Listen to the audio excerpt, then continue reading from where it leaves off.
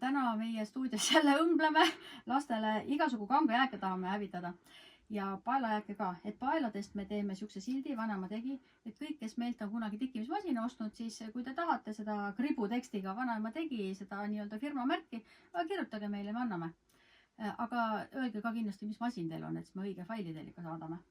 Aga muidu ja veel, mis failide tasuta ka saab, kui keegi tahab, et retuusid, mina panin tähele, et alles eelmine nädal ma õmblesin ühed retuusid ja saad aru, põlved on juba täitsa nagu kulunud, et siis võiks nagu mingid, meile tegime siin südamekesed peale, aga südamekesed tegime peale, kui siin näha on lihtsalt 2 veniva õmblusega ja niiviisi, et ennem kui, ma panen siit praegu tikkimismasina, mul on siin paar pistet veel lõpuni näha, et põhimõtteliselt selle kanga, mida te aplitseerite selle südamega siia, see panete lihtsalt lahtiselt siia raami peale. Ja kui ta on lahtiselt peal, näete, siin on juba üks auk, siin juba on siia tehtud, on ju.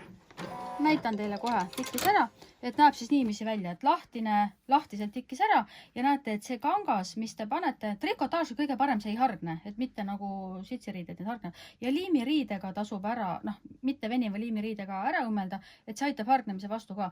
Nüüd peaks lihtsalt kääridega siis ümberringi ära lõikama ja valmis. Et siis kui keegi seda südamefaili ka tahab, kirjutage meile jällegi oma masinamark ja me saadame.